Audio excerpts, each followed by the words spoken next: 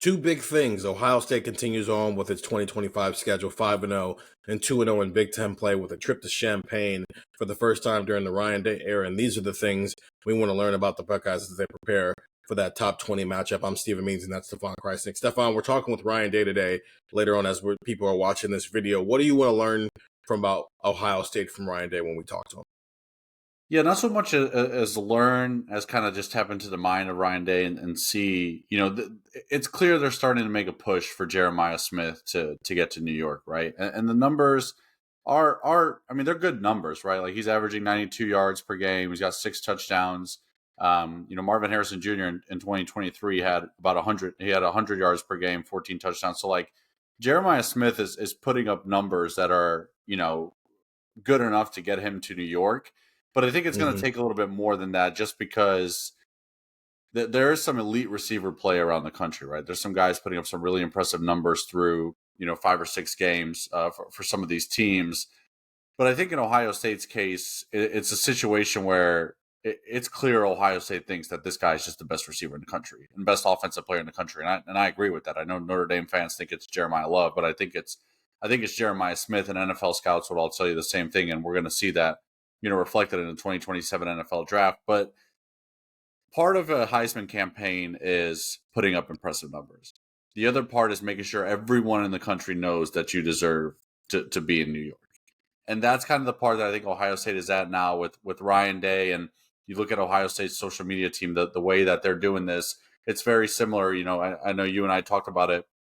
It's similar to Chase Young and Marvin Harrison Jr., the way they got those non-quarterbacks, to New York, and the campaigns that went out for them of just why is that something that's so important, to Ryan Day? Why is it important to have guys like Jeremiah Smith go to New York and be represented at the Heisman ceremony, and why it's important, in early October to start campaigning and start, so openly talking about how this guy is the best offensive player in the country. That's what Ryan Day said after the win against Minnesota. And it's funny because Jeremiah Smith might not have even been the best receiver that day for Ohio State because of what Carnell Tate did against Minnesota. So why is that something that's so important to Ryan Day? And it obviously extends beyond him because their social media team is doing it a lot. Their PR staff is pushing that stuff out there. Why does it matter? Why is that something that's so prevalent on Ryan Day's mind and the rest of the staff's mind that they're, starting the campaign in early October for it?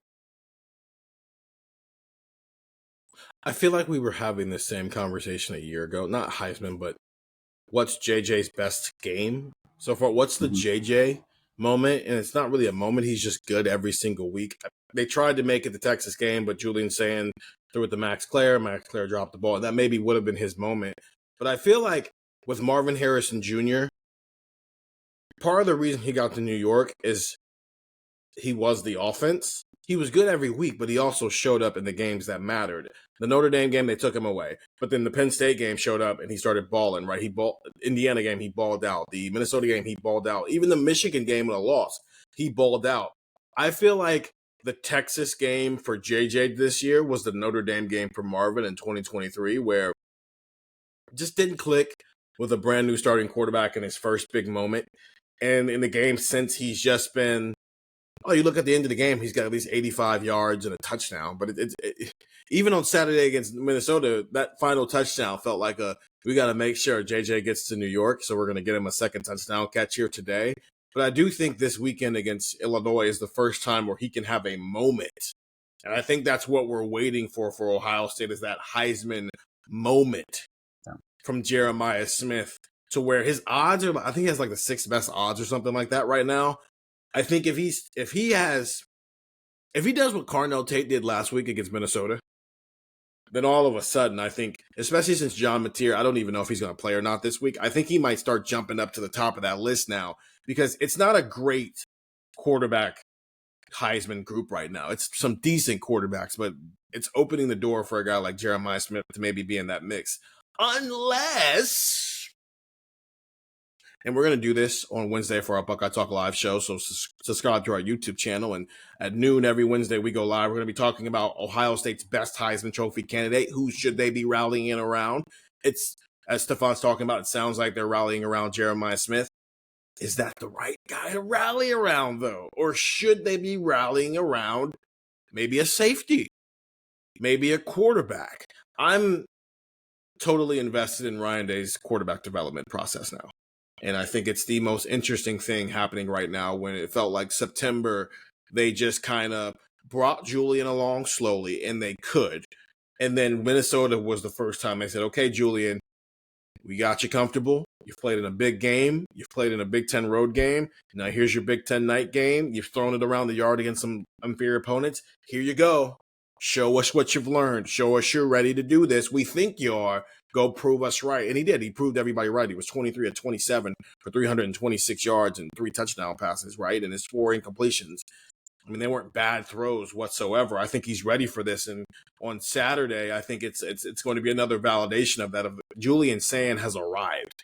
And let's start putting him in those conversations with the best quarterbacks in the country. But this was the first time Ryan Day's process was the most ideal it could have possibly been, right? He didn't have to speed up the process because he was dealing with a transfer who he had to quickly get ready, whether it was because he was a fifth-year senior and this was his last year with Will Howard, or it was a second-year college football player in Ryan Day's first season with Justin Fields. It wasn't C.J. Stroud, where unfortunately his true freshman year was during COVID, so he never threw a pass, but then also his first year as a starter of the defense gave him no grace, so he had to be on every single snap.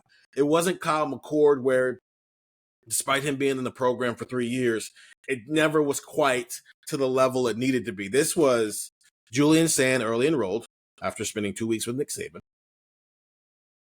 Spent the year learning behind a veteran quarterback, got a few snaps under his belt, I think like 27 snaps through 12 passes. Got some small level experience, got to see what it looks like to lead a team to a national championship. And now he takes over an offense with 2 lethal weapons who I think might be the best 2 wide receivers in the country right now with the way Jeremiah Smith and Carnell Tate playing. Elite tight end play, quality offensive line play, a running back room that's coming along slowly, some elite offensive minds, and a defense that's not giving up points to anybody at any moment, at any time. They've given up 2 touchdowns in 5 games. So they didn't have to force anything with Julian Sayin. And so when you can finally develop a quarterback in the most ideal environment possible, what does that mean? What is that process like?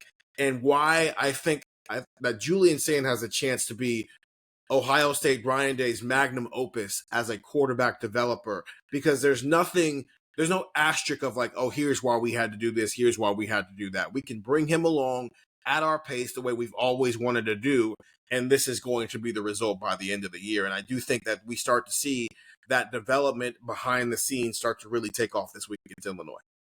Yeah, and I think we saw signs of that against Minnesota, right? Like as you mentioned, it was the first time we kind of truly saw him unleashed in the way that Ohio State's offense typically runs, as long as Ryan Day and Brian Hartline have been there. So yeah, 100% agree with you. Like the timeline has worked out perfectly to where Ohio State could just, whether it be last year, develop Julian Sayin behind the scenes, or this year kind of develop him in real time with the way that this defense has been playing.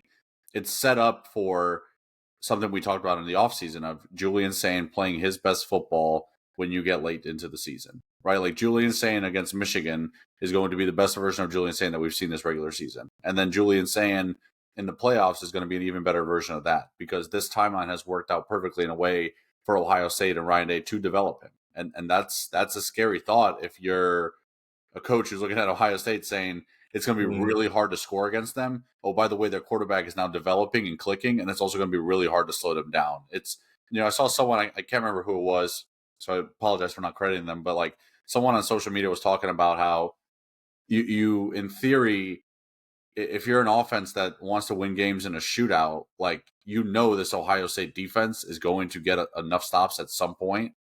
So it's scary to think like you can't really beat this Ohio State team in a shootout because their defense is so good. Okay, also, by the way, if you want like a low-scoring fist fight, it's going to be really hard to do that because Julian Sayin's coming along and this offense is starting to click. So it's a scary combination. Julian Sayin developing makes it a scary combination of what this Ohio State team has on both sides of the ball. 614-350-3315. It's a 2-week free trial, $3.99 after that. News, analysis, everything you could possibly want as an Ohio State football fan.